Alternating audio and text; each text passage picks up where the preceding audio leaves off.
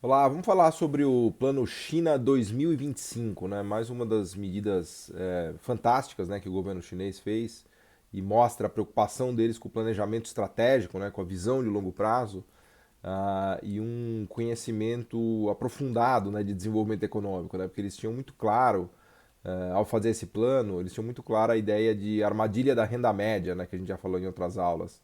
A armadilha da renda média é aquela situação em que um país chega num nível de renda per capita ali de 10, 12 mil dólares e aí começa a patinar e não consegue mais sair daquele nível, né? Eu me lembro de várias conversas que eu tive na época com o meu amigo Otaviano Canuto, que era diretor do Banco Central, diretor do Banco Mundial, mora lá em Washington, acho que até hoje ele foi diretor do Brasil também no FMI. Ele ia muito à China, né? Como o trabalho dele de diretor do Banco Mundial, ele ia muito à China e em várias conversas ele me falava dessa preocupação das autoridades chinesas com a armadilha da renda média, né? Que eles estudavam, são grandes estudiosos, né? Da América Latina, principalmente do Brasil, e eles morrem, né? Morriam e morrem de medo de ficar estagnados nesse nível de renda per capita de 10 mil dólares que a gente chama de armadilha da renda média, né? Então, o desenho do China 2025, que eu vou falar um pouquinho para vocês agora, eu estou levantando aqui os setores e as empresas, né? Esse aqui é o logo deles, ó, 2025, China 2025. O desenho desse plano ele tem muito a ver com esse medo das autoridades chinesas de que a China ficasse presa na armadilha da renda média. Né? Só para recapitular rapidamente o que é a armadilha da renda média, países que começam a se desenvolver e chegam nesse nível de renda per capita de 10 mil dólares, primeiro eles percorrem a parte mais fácil do desenvolvimento econômico, né? Que é o quê? A parte agro, né? O desenvolvimento agrícola, a produção de bens agrícolas e alimentos, né? A parte de mineração também, que são vantagens comparativas muito fáceis, né, de se explorar, que os economistas chamam de low hanging fruits, né? São coisas que um pouquinho de conhecimento você faz mineração, você faz agricultura e low tech, né, a chamada indústria low tech ou de baixo conteúdo tecnológico, né, que também não é difícil de explorar. Aliás, foi a rota asiática, né, de sempre no começo Taiwan, Coreia, até mesmo Japão e China faziam produtos baratos para o Ocidente, né? Que são esses produtos baratos? Justamente as indústrias low-tech.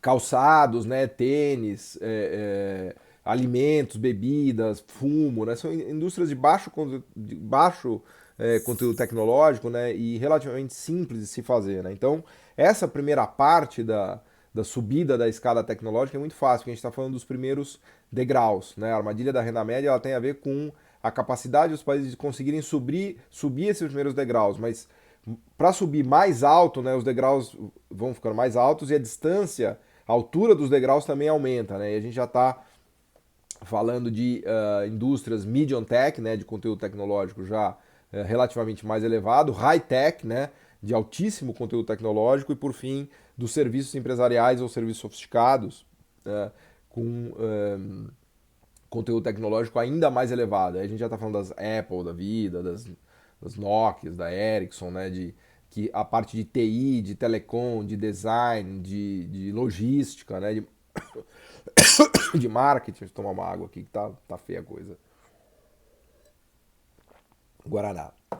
De marketing, etc e tal, meio que se mistura com essa parte fabril industrial, né? Então, por exemplo, um iPhone da Apple, a gente não sabe bem dizer se a Apple é uma empresa de serviços ou industrial, porque ela terceirizou toda a parte industrial mais barata para se fazer na China, lá em Shenzhen, né? Foxconn, como a gente viu, que é a carcaça, os microcircuitos, né, o chip ela compra de terceiros, só que ela faz o desenho, né, o design, a marca, os serviços atrelados, né, então a Apple é quase que uma empresa de inteligência, né, por assim dizer, é a nata da tecnologia, né.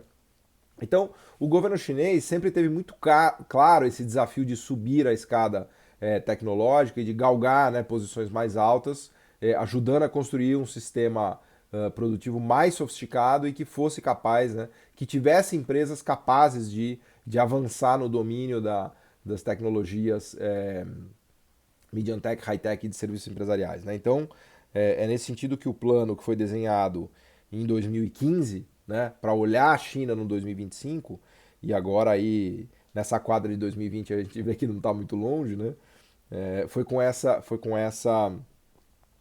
com esse objetivo. Né. O governo se comprometeu a investir mais de 300 bilhões de dólares para alcançar, E o legal que eu vou já mostrar aqui é que ele elencou setores, inclusive empresas, né?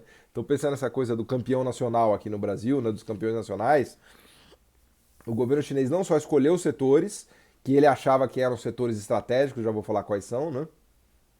De desenvolvimento tecnológico e de avanço produtivo e de sofisticação, como elencou empresas, né? Empresas que ele estaria de olho, que ele estaria monitorando, que ele daria atenção especial, com funding, com empréstimo, com subsídios e outras benesses mais que fossem necessárias, sempre condicionando ao avanço tecnológico e, obviamente, a conquista dos mercados mundiais. Né? A China começou a sofrer, obviamente, com concorrência dos países do sul e sudeste asiático com mão de obra mais barata. Então, o próprio, o próprio sucesso chinês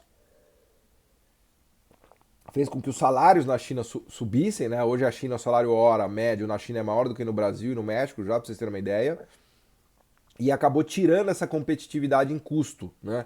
Algo que se viu em todos os países que chegaram na armadilha da renda média, inclusive o Brasil. Esse foi um grande drama do Brasil, né? Porque um país que chega na renda média, ele perde a competitividade em custo, né? O que é a competitividade em custo? É salário muito barato que atrai as empresas mundiais, especialmente multinacionais, para produzirem nesse lugar de salário muito barato. Mas quando você chega numa renda per capita já de quase 10 mil dólares, lembra que a China já foi para 15 mil dólares, né, em paridade do poder de compra, já passou o Brasil.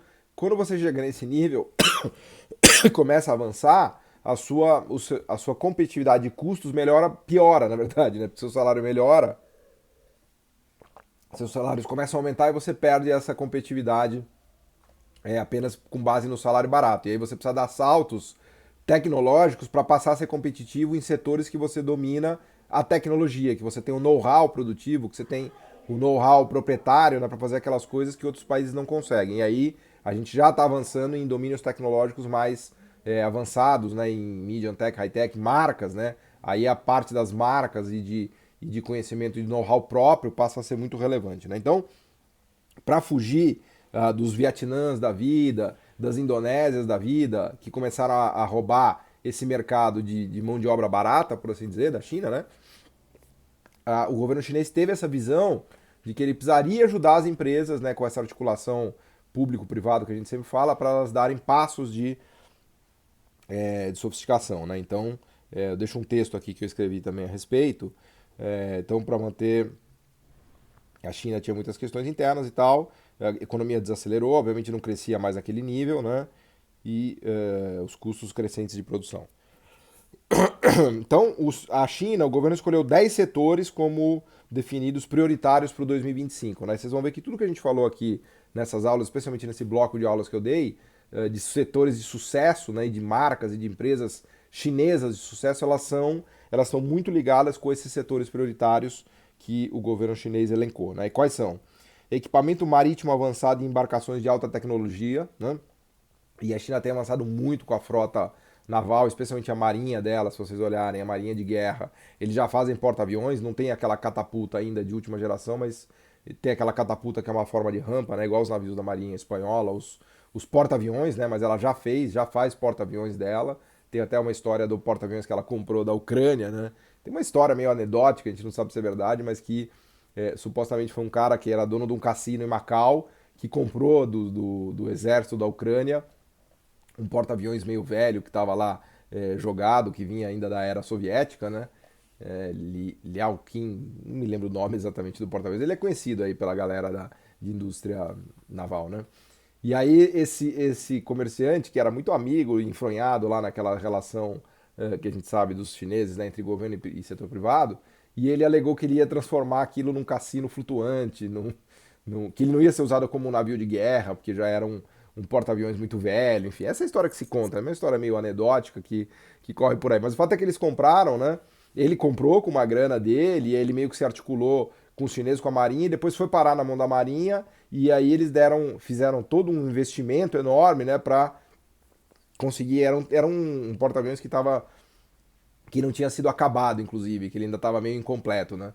E aí os chineses completaram, deixaram ele, né, terminaram o navio, e aprenderam muito com as tecnologias que tinham lá dentro, né? Porque esse foi o grande interesse deles, de fazer a tal da engenharia reversa, né? Que a gente fala muito, né? Que estava presente em todos os setores e todas as empresas. Então eles fizeram a engenharia reversa no porta-aviões, terminaram a construção e fizeram outros. Agora estão fazendo fragatas, submarinos, a parte, o know-how bélico e náutico da China aumenta muito, muito, né? Como, aliás, já era lá atrás, né? Para quem leu aqueles livros do Gavin Menzies, né? Que são apaixonantes, né? Não dá para saber se é exatamente verdade ou não, mas o Gavin Menzies tem aquela tese, ele era um cara da Marinha Britânica e ele escreveu a tese de que os chineses já tinham circunnavegado o mundo muito antes do Fernando de Magalhães, muito antes dos portugueses, que eles teriam chegado teriam feito a primeira volta ao mundo, acho que em 1350, por aí, né? Ele tem toda uma tese. Depois eu deixo uma referência aqui, eu li os dois livros dele, o Gavin Menzies, que é China 1348, não me lembro.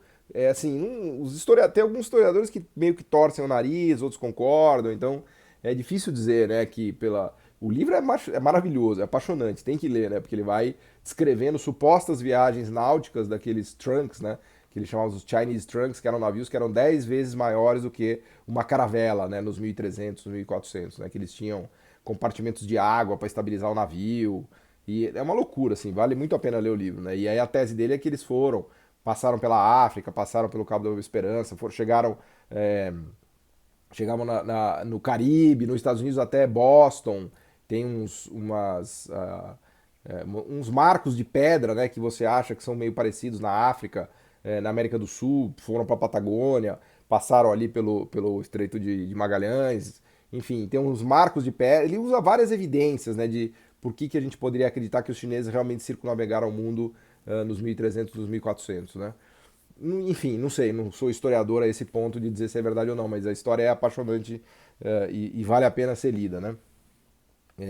Então que eles tinham esses trunks, que eram esses navios gigantescos e que chegavam até Moçambique e até a Índia, isso não há a menor dúvida, né? Isso tem provas evidências bastante fortes da frota naval poderosíssima dos chineses em 1350, né? O que há dúvida é se eles realmente viraram ali por baixo de Moçambique. Aliás, eu tive lá em Moçambique, nesse lugar, exatamente, é muito legal, em Ambani, né, que é a praia que eles supostamente, acho que isso é verídico mesmo, o Vasco da Gama parou lá com a frota dele de caravelas portuguesas quando ele cruzou o cabo que virou o Cabo da Esperança, né? Então há relatos de que os chineses teriam estado ali, até aquele pedacinho de Moçambique. Logo depois que você vira ali, se olhar o mapa da África do Sul, você já vai ver ali Inhambane. Inhambane é um estado de Moçambique, um pouco mais para cima de Maputo, que tem umas baías ali, é um lugar maravilhoso ali. Enfim, então há dúvida se os chineses realmente viraram e vieram para o Atlântico, né? Que segundo o Gavin Menzies e alguns historiadores sim, segundo outros não, né? Bom, então tudo isso para dizer dessa parte da indústria naval, aqui é um dos pilares, né? Aliás, é o primeiro que eu destaquei aqui, né? Ferrovias e equipamento avançado, não precisa nem falar, né? Acho que a gente comentou várias vezes o Elias também, daquela ferrovia que chega no Tibete, que é um negócio incrível, né? O trem vai a 5, 6 mil metros de altura, com cabine pressurizada, como se fosse praticamente um avião, né? As linhas de alta velocidade, né? Lembrando por exemplo, do Maglev, lá quando eu estive em Shanghai, impressionante, você gasta 7 minutos para percorrer 25, 30 quilômetros, né? Do aeroporto novo até Pudong, né? Que é o bairro financeiro, né? O core financeiro de Shanghai, né? E esse Maglev é um trem que vai a 400 km por hora, né? Eu estive lá em 2006, né? Imagina hoje como tá. É, também essa ligação de trens de alta velocidade entre Shanghai e Beijing, que já está feita também, que são linhas de 1.500 quilômetros ou mais, né? E com muita engenharia e tecnologia chinesa, né? É, então aqui é o segundo, ferrovia e equipamento avançado.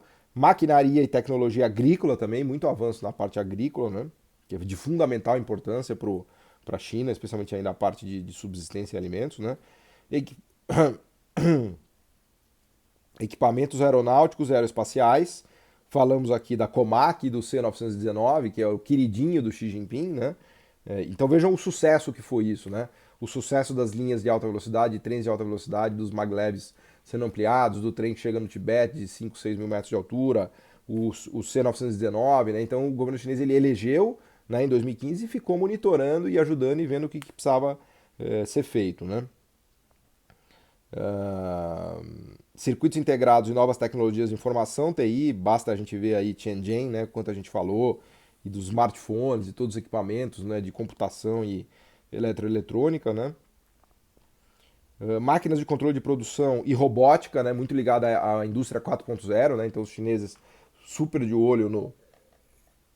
Meio que se inspiraram um pouco nessa ideia da indústria 4.0, né, da internet das coisas, e olhando especialmente o que se faz na Europa, os alemães, né, o pessoal mais high-tech, né.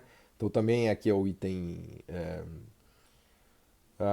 o 6, né? Então vamos lá. Um é equipamento marítimo, dois ferrovia e equipamentos ligados, três maquinaria e tecnologia agrícola, três, né? O quatro equipamentos aeronáuticos e aeroespaciais, o quinto produtos biofarmacêuticos e equipamentos médicos de ponta também, que a gente viu do incrível avanço dessa área hospitalar e de equipamentos, né? Em momento de coronavírus, a gente vê como a China está avançada. Ela é praticamente hoje o único país no mundo que está produzindo aqueles ventiladores respiratórios e exportando para o mundo inteiro, né? Então, alguns países proíbem, né? Por exemplo, até mesmo Taiwan proibiu exportação de máscaras, né? Do Covid, e a China tá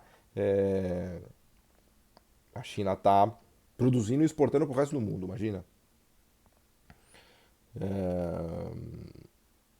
Tecnologia e equipamentos de geração de energia elétrica, né? Especialmente carros, né? Carros elétricos, que também é um grande salto produtivo, né?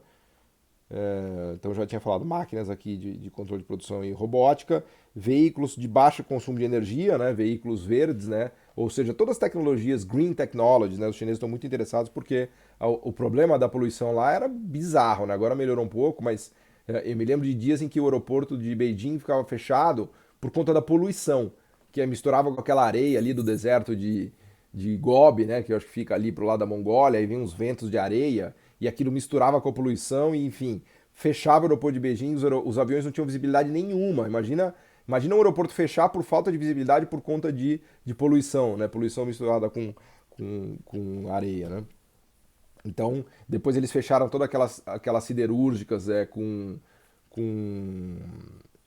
esse consumo de carvão, né? Muito a antiga siderurgia que era altamente poluidora, né? Eles foram fechando e trocando por siderúrgicas mais modernas, né? Então esse problema ambiental tá na pauta do dia lá, obviamente, e está muito presente aqui no China 2025.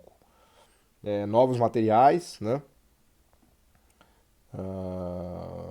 E por aí vai, né? Então o programa representa um incentivo à inovação autóctone, especialmente em setores chaves. A execução da iniciativa Made in China está sendo liderada pelo Ministério da Indústria e Tecnologia da Informação, com foco na promoção do uso de produção integrada e digital, especialmente em tecnologia de manufatura inteligente, né? Isso que eu estava falando da indústria 4.0, né?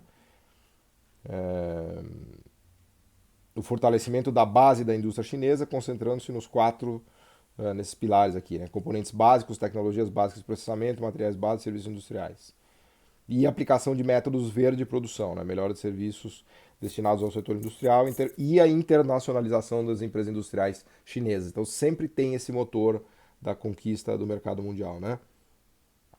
O lançamento do programa Made in China 2025 é uma resposta do governo à perda potencial de competitividade da indústria chinesa. Isso aqui é um texto que eu mesmo escrevi sobre esse tema, tá? Dado que o país enfrenta concorrência crescente, tanto de países em desenvolvimento, com custos de mão de obra igualmente competitivos, como de países desenvolvidos, que se beneficiam de ganhos de eficiência baseados em tecnologias inovadoras, né? Então, os Finlândias e Suécias da vida estão ali na fronteira tecnológica, né? O exemplo de novo da Nokia e da Ericsson competindo com a Huawei no 5G, né? E o mais legal é que o governo destaca empresas como líderes, né? Então aqui é quase a escolha de campeões nacionais que a gente viu aqui no Brasil, mas lá com a diferença de empresas que conquistam o mundo, né? A Baidu, Alibaba e Tencent, né? Que são os grandes gigantes dos serviços digitais, né? Que seria o Amazon deles, né? Alibaba é a Amazon deles, Baidu, se não me falha a memória, seria Google, né? E a Tencent, que tem uma porrada de empresa, tudo digital, de internet, e que são empresas gigantes, até maiores do que as empresas do Ocidente, né? Das americanas. A Geely, de carro, né? Que eles chamam de New Energy Vehicles. New Energy Vehicles, a Geely, a BYD, né? BYD e a BAIC. Eu não me lembro todas de cabeça, mas uma dessas aqui comprou a Volvo, se não me falha a memória, foi a Geely que comprou o espólio da Volvo não motores, mas da Volvo automóveis, né, dos suecos. Inclusive, obviamente que eles mantiveram toda a estrutura de design, inteligência de marcas e tudo mais, né? Então também carros elétricos, né, com muito foco. A Huawei, o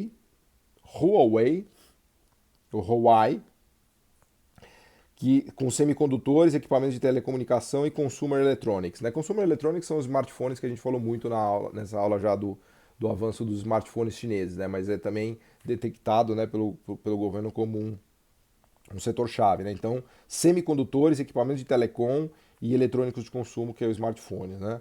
A BBK Electronics, com consumo de eletrônico de consumo. A Xiaomi também, elencada pelo governo como uma empresa-chave para o Made in China 2025. Né? Lembra que a Xiaomi é uma empresa incrível, porque ela faz carros e celulares. Né?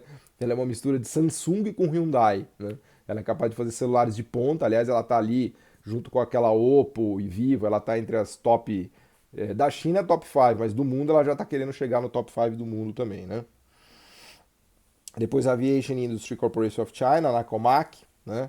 CRRC Rail e a Sinopharm de Medicina, né? Então aqui tem, eu deixo esse texto aqui para vocês verem depois, tá? Tem aqui elencado empresas que o governo chinês julga que são empresas essenciais para esse grande salto tecnológico, né? Que a China busca, né? Não só busca como já consegue, né? A gente discutiu na aula sobre a armadilha da renda média, né? Se a China, a gente discutia se a China teria conseguido escapar da armadilha da renda média, né?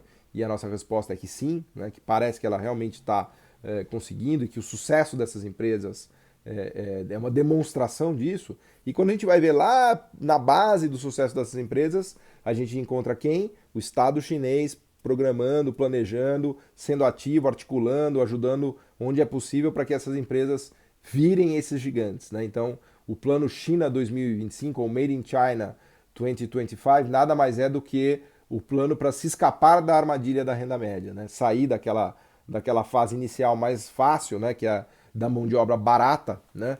De mineração, agro e low-tech, e passar para a parte mais sofisticada, né? Do tipo Alemanha. Vai? Na Alemanha os salários são gigantescos. Como é que os alemães são competitivos com aqueles salários tão grandes? Eles são competitivos porque eles dominam tecnologias que ninguém domina. Os alemães têm uma produtividade absurda. Por que os alemães têm uma produtividade absurda? Porque eles trabalham muito? Não, eles trabalham menos que os chineses. Só que eles têm um domínio tecnológico de máquinas que fazem máquinas, de conteúdo, de know-how que é gigante. Por isso que eles são um país rico, né? Por isso que eles não são de renda média. E é para esse lugar que a China está indo, né? Então, o esforço do governo é para transformar a estrutura produtiva chinesa nesta direção, né, de se tornar um país cujo sistema produtivo caminha mais e mais para P&D, que a gente chama, né, os economistas chamam de pesquisa e desenvolvimento, que é o R&D em inglês, né, Research and Development. Aí a gente entra numa área produtiva, né, que eu costumo falar, já mencionei em outras aulas, em que as empresas viram universidades produtivas, né?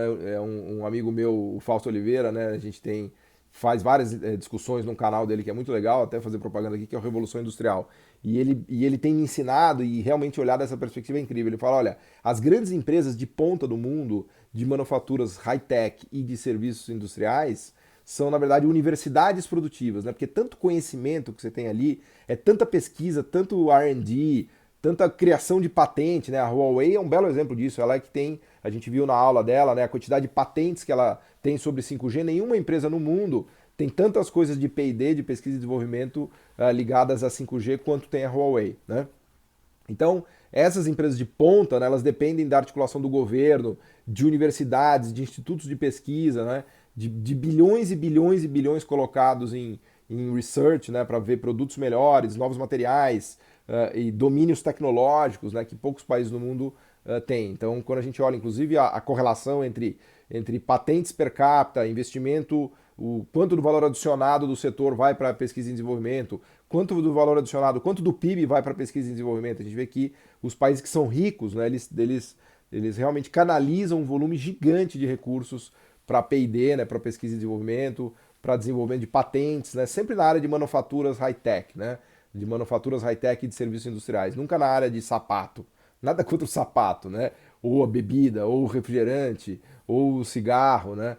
Ou o vestuário, né? Nada contra essas indústrias, mas elas são low-tech. Você não vai gastar bilhões e bilhões e bilhões para fazer uma empresa de sapato, né? No sentido de desenvolvimento tecnológico. Enquanto que, por exemplo, na Holanda, é um exemplo que eu sempre gosto de dar, tem uma máquina lá de litofotografia que usa raios de luz para marcar e desenhar as placas, os microcircuitos eletrônicos de tudo que a eletroeletrônica usa no mundo. Então, uma máquina dessa que os holandeses fazem, não me lembro agora o nome da empresa, tem 3 no mundo, tem a Holanda, que tem 60% do mercado, e 2 japonesas. Uma máquina dessa custa 100 milhões de dólares. 100 milhões de dólares o preço de uma máquina. 100 milhões de dólares, para vocês terem ideia, é o preço do avião, né? Eu falei na aula da Comac. Um Boeing, um 737 típico e um A320, que acho que é o menorzinho, da Airbus, custa entre 100 e 120 milhões de dólares, né? O Comac chinês, o C919 vai sair por 50 milhões de dólares, mas 100 milhões de dólares, imagina isso, pessoal, fazer uma máquina que custa 100 milhões de dólares. Imagina a quantidade de conhecimento que os holandeses colocaram ali de pesquisa, uma empresa que ficou mais de 10 anos dando prejuízo, que chegou uma hora que eles queriam jogar a toalha na Holanda, porque a ideia foi desenvolvida em 2005, o primeiro protótipo comercial saiu em 2014, né? A empresa só não quebrou porque teve muita grana de venture capital, de governo holandês segurando, né? E hoje em dia é um sucesso absurdo, né? Hoje em dia é uma empresa que vale mais do que a própria Airbus, é uma empresa de valor de mercado de 180, 190 bilhões de dólares, vale mais que a Volkswagen, vale mais que a Siemens, né? É uma empresa holandesa fantástica, que eu uso como exemplo de conteúdo tecnológico, né? Uma empresa que tem um conteúdo tecnológico gigantesco. Isso é empresa de país rico, né? Imagina os engenheiros holandeses que trabalham lá, quanto eles ganham. Ali é o salário tranquilamente 15 mil dólares, 20 mil dólares, normal. O cara produzir uma máquina daquela, o cara é um quase gênio, né? E vende aquilo para o mundo inteiro. Cada máquina dessa eles vendem por 100 milhões de dólares, é, né? Mais caro que um avião, que um Boeing, né? Então é para lá que a China quer ir, é para lá que a China está indo, né? E todo esse desenho do governo chinês e essa estratégia do Made in China 2025 nada mais é do que um planejamento dessa subida da escada tecnológica que vai, se tudo der certo, deixar a China ainda mais rica, né? Então é dessa ótica que a gente precisa entender o plano Made in China 2025, ok? Obrigado.